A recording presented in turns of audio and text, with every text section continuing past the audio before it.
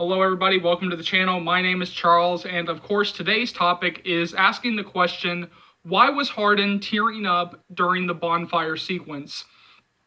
Now, what happened during my after-movie watch-along commentary video is that somebody in the comments brought up, I can't remember the person's name, otherwise I would say her name, right here, but this person kind of brought up something, towards the end of the bonfire sequence, when the camera was actually, on Hardin's, Hero Finds Tiffin's face.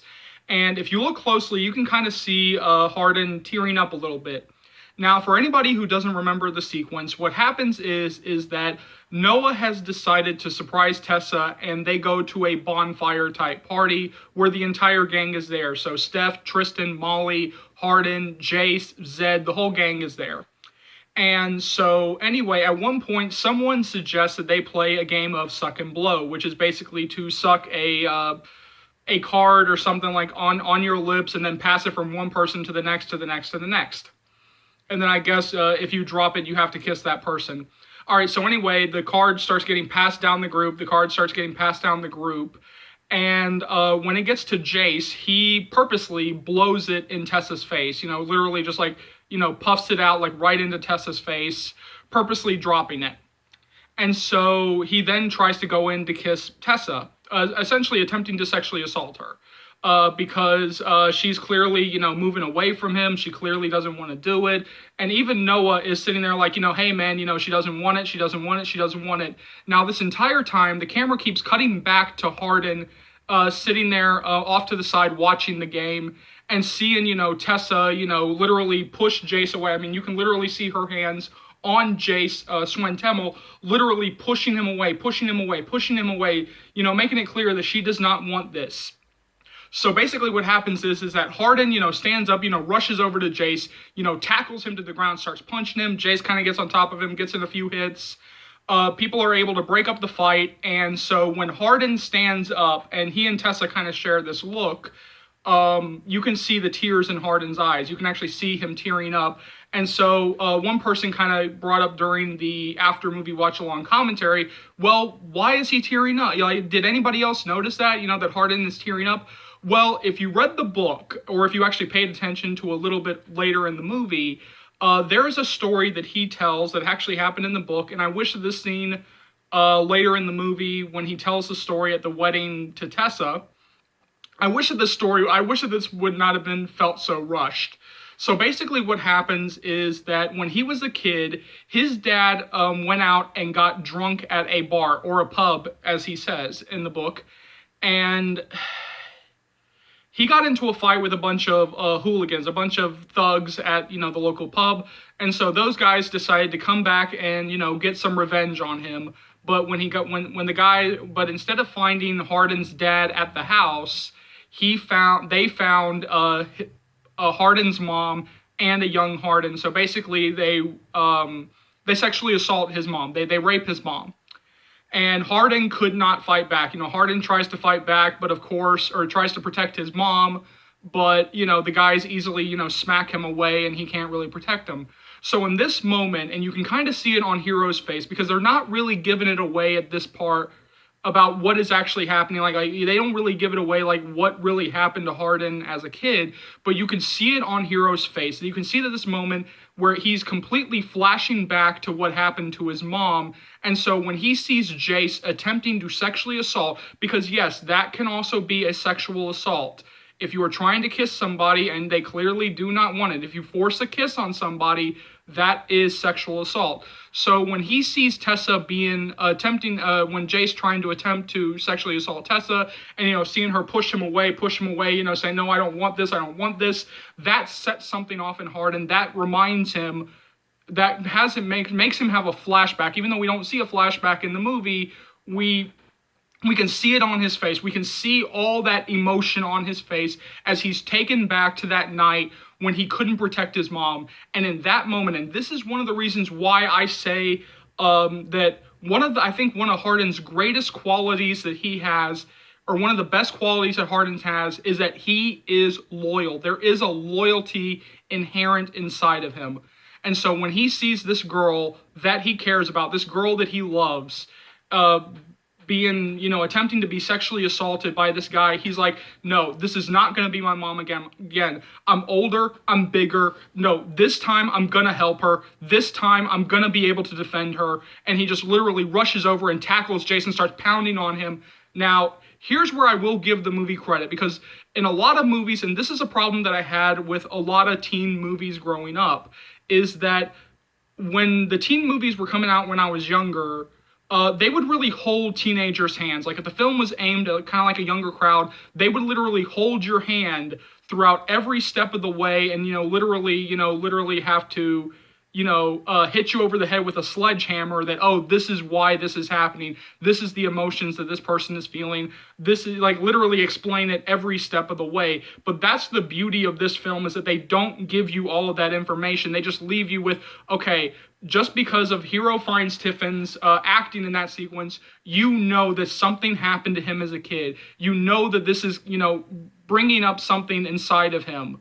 So basically when he looks at Tessa, because like a lot of people have said, oh, he was crying because, he saw the girl that he loved with another guy. I was like, no, they do not have that kind of relationship at that point. It would not make sense for him to be that jealous of tearing up in that moment because, his girl was with another guy. Like, no, it's because of his mom. It's because of what happened to his mom, because it brings up that memory of what happened to his mom when he was a kid. And in that moment, it literally, and this is the amazing part of Hero Finds Tiffin's acting, is that you can literally see on his face, you can see in his body language, it's like, no, I could not protect my mom when I was a kid, but you know what? Here's somebody else. Here's this girl who I do care about, who I do love. And, this whole moment of, I'm going to defend her. Like, at this point, I am bigger, I'm older, and you know what? This time I can actually defend her. This time I can actually, really fight off this guy. And he just runs at Jace, tackles him, starts pounding on him. And this is where I get backed up with this theory that I have, or with this kind of, more, my version of what's happening in this scene. Because if you listen to the moment when Tessa comes in after Landon calls her, when Hardin gets drunk, what does Landon say? They kind of rush over this, or they kind of, rush through the line. But what does Landon say? He says, when she comes in and, she sees like the trashed house, like sees like the broken glass, like all this shit. What does Landon say? He says point blank, yeah, well, it started about his dad. His mom got brought up, and for some reason, your name came up. He's saying this to Tessa. And so in that moment, that's when it clicked. That's the moment that it clicked for me. I was like, oh, okay, because they did not actually show you the Hardin breaking stuff sequence. And I think that was actually the amazing part of this, is that it lets you draw your own conclusion. It lets you kind of get there by the end of the movie when he does finally tell that story. And if you remember the bonfire sequence, then you can kind of start piecing everything together. Or if you already know the book, then you might have already started piecing it together. But so yeah, in that moment, because if we had seen the sequence, it would have been so over the top and so beating you over the head with this, that I actually liked that I actually went the more subtle route of not trying to immediately give you all of this information and just let the actor's performance and some of the dialogue kind of lead you to that point. And that's why I really love Hero Finds Tiffin's performance in the bonfire sequence. Because again, at this point, all we've seen Hardin be is a gigantic douche at that part. At this point, that's all we've seen from him. But in this moment, that was the part that finally broke him down. Even though we have seen him be a little bit softer with Tessa, like in the lake scene, he still is kind of like the mega douche. He still, still has those walls up. He's still very much, is not really an emotional guy. But in that moment, when Jace tries to sexually assault Tessa, at that moment, that's when when you see those walls breaking down, that's when you see the hurt that is clearly inside of him.